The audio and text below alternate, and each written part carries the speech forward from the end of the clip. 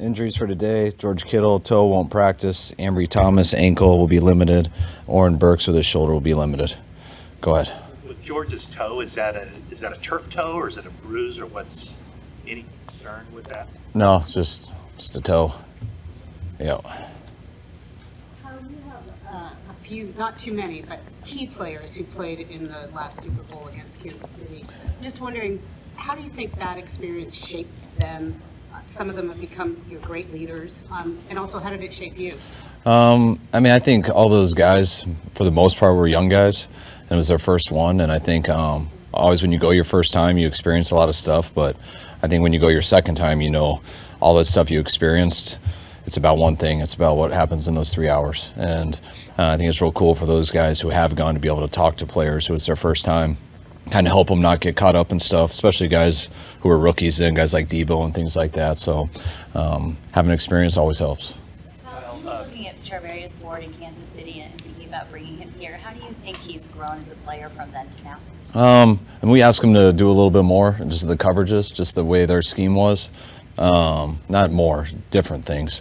You know, he was primarily always bumped back then and played a lot of two-shell defense, and we mix it up a little with off in our three deep and the bump when we're doing man and stuff. So we had to see him do some things here that he hadn't done before, and his game's grown. He really can do anything you ask him to do. After the game, Nick talked about how this was the perfect matchup. Meaning, the Chiefs are on top of the football world and have been. Mahomes, Reed. How do you view the challenge in front of you guys from just the standpoint of you're facing a team with a quarterback and a coach that have won multiple Super Bowls? I think it's not a coincidence why they have. I think the quarterback is as hard to beat as anyone who's ever played the game. The things he can do from a talent standpoint, and then you pair that up with his scheme with Andy, how Andy runs a team. With Mahomes' experience now, that's why no matter what type of game it is, whether it's low scoring, high scoring, whether they're struggling or not, they always have a chance. If they can keep it close, he's really tough to stop. And when you can always have a chance, and you also got a really good defense, you got a great coaching staff, a great head coach, that's usually a very good formula to win most games. We hear about Nick giving those Saturday speeches or talks to the team for a couple of years now. Did you kind of pick him for that? What kind of led to that happening? I always pick someone differently every day to break down the team. I always just try to surprise someone and do it pretty randomly. It kind of keeps everyone on their toes a little bit. And I did it randomly for the first time with Nick some Saturday, and he did a good job and we won. So I think I did it the next Saturday, and he did a little bit better job and we won. And I think it was towards the end of the year. And then we just started with that the following year, and it's kind of just since then it's become our tradition, and Nick's gotten really good at it. Remember, he's always been good at it, but it's funny how guys who are so confident in everything they do, they're just not used to always speaking in front of groups. And he used to tell me that was the most nervous he'd be throughout the whole week. He'd start getting nervous about it on Wednesdays. And I think earlier this year, he thanked me. He's like, "Hey, thanks for doing that, by the way. I've gotten better at it. I'm not as nervous anymore." So, and he's really good at it. Everything he says, he thinks through, and Nick doesn't waste words because he doesn't use many of them. When you were considering drafting him, he's obviously not a man of a lot of words. What was his personality like then, and has it evolved over the years? You get to hear all the reports and everything, and all the work that our personnel department does for years, but the only time you really get to know someone is when you get to hang out with them. And we had him in for dinner, and so I got to sit with the dinner with them, and people can trick you all the time and things like that. But what was so cool about Nick was there was no tricking, and just like I think how he talks to you guys, how he always is. Nick is himself. He is very true to what he says. He doesn't just make stuff up. If he doesn't have something to say, he's not going to say it. So he was a guy that was very easy to connect to with the dinner, just because you could tell how he was acting as who he was, and really enjoyed him from the beginning. And he's always been that guy that we met on the first day, and can't say enough good things about Nick. Kyle, he plays really hard, I think, in all three phases of the game through your tenure here. When you watch that film against Detroit and you watch that second quarter halfback toss to Gibbs, what did you think of the pursuit effort of your defensive lineman on that play, and is that in line with your culture here? No, not at all. That's kind of what I was referring to on, I think, our conference call on Monday. But it's, and I know it looked bad on the clip that you guys have and stuff, but it's, no, it's not our culture. We don't want to have one play like that. I think we had about 2 to 3 in that game, which is too much for us. We don't want to ever have one, but it wasn't just the D-line. There was a few backside people who weren't going, and they're expecting someone else to make the tackle, and whenever you're expecting someone else to make the tackle, bad things happen. Does that surprise you? Just coming out of the bye, for example, you guys had lots of energy. You were sharp on defense. Did you expect that same type of play coming out of the rest that you got before the playoffs started? Yeah, and I think we did. I think when I just understand how social media works, and I understand when a clip looks bad and it goes around, that's everything. But that was a few bad clips in the game, which I bet you I can go find those in a lot of games. But I don't question at all our lack of effort and how hard we work and how hard we go and run to the ball always.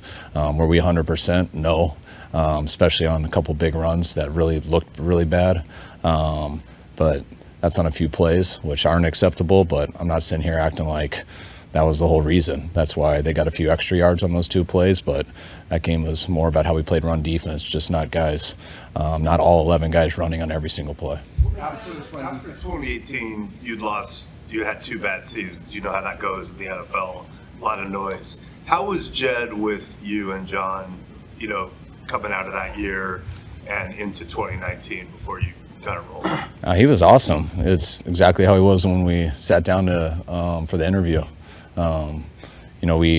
You never want to have those records, but we also were realistic before we started, and we were trying to build it to have a legit shot the 4th year was kind of our goal and stuff, and it happened the 3rd year, which was great. But after those first 2 seasons, we started the first season out really rough, but we ended great. The second season was really tough, especially losing our quarterback for the whole year. But we did some things we were proud of towards the end, and even though we were real disappointed with our record that year, it did lead to getting Bosa, so that was a good thing. And but he was always positive. I think the hardest year was the COVID year, just because we felt we had built our team. We had a tough Super Bowl loss, and we weren't sure if we were going to play till about that early July, and then I felt like we went right from the Super Bowl to the season, and that was the toughest year just because it wasn't like what we expected. So did you ever feel like I'm on the hot seat going into 2019, or did he make it clear you were good? We never had the discussion, but as a coach, you're always on the hot seat. But no, there was no difference in our relationship or anything going into year 3 as there was the day I was hired. What makes the Chiefs' run game tough to stop? The run game? They got a good runner. He runs hard. He is always the same. He's one of the more consistent players in this league. Every single run, first run to the last run, whenever you turn on the clip, cold weather, on the road, at home, he runs extremely hard. He's our type of runner that we like, and that's, I'd say, that's the best thing. And they got some good blockers. They got a scheme they mix up, and when you're real scary in the pass game too, that always helps the run game. How do you think the COVID year being the most difficult? What was so difficult about it for you? And was there anything that you were able to take away looking back on it that you What was the beginning of the question? The COVID year that you talked about it being so difficult. Was there anything you took away from that you think has made you a better coach or made your team better or closer? Anything like that? The hardest thing with the COVID year was, I think, you didn't get a chance to finish the year before a little bit. There was no off season, there was no meetings, there was no. The first time we were reviewing the Super Bowl together was training camp. So I thought that was a little bit just different. And sitting there in July as a coach, it's a little bit easier not knowing whether you're going to play or not, because I don't have the biggest workout routine to get ready for a coaching season.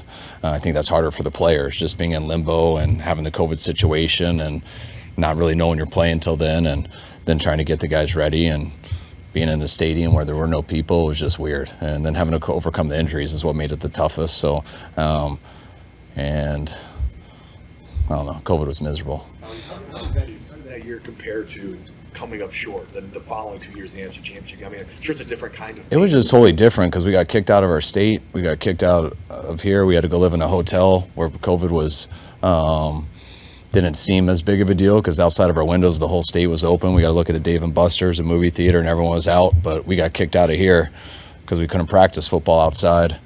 And then we were in NFL rules where we're in a hotel for a month where you're not allowed to see each other. So we couldn't have meals together. We couldn't have meetings together. We couldn't sit in the lobby together. So it was like nice jail cells. And we got let out for recess, which was practice. and then we had to go right back, or you get fined. So it was something I hope we never go back to. Chiefs run game. What about your run game? How do you view how productive it's been in the playoffs, and how essential is that? Obviously. I mean, I think it's hard to win consistently in this league if you can't run the ball. I mean, no matter how good of a passing game you have, no matter how good of a defense, it doesn't matter. I mean, you can do it here and there and always pull it off, but the most consistent way to win is to be balanced and to put pressure on everybody. And we love being able to stick with the run game, so you make people force it. I mean, you make people defend it, and then people defend it, everything gets a little bit easier. People can stop your run game without committing to it. Everything's a lot harder.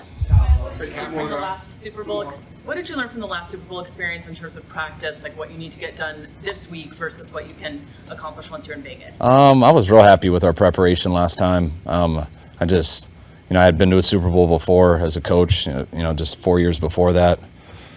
I think I went to 6 just as a family member growing up and just always hearing about it and watching it. I've been paying attention to stuff my whole life, so it's, I'm glad that the Super Bowls we're in, that we have a week before we go.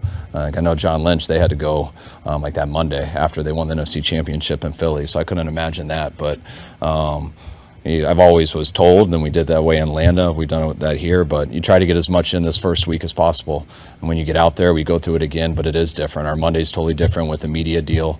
Our routine's off because you got to do these press conferences every day, so you get about an hour off from all your normal time. So when you usually do red zone and stuff, you're 2 hours behind, a little more tired, and so all that stuff adds up. And if you put stuff off to that week and think it's going to be a normal week, you're going to get to that Thursday or Friday and not quite feel as comfortable.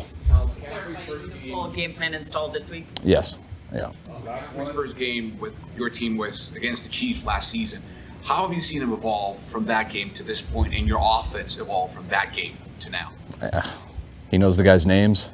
He knows the runs that we're calling instead of just guys pointing him to the direction. That was amazing. We didn't plan on playing him at all. I think he got here on a Friday afternoon.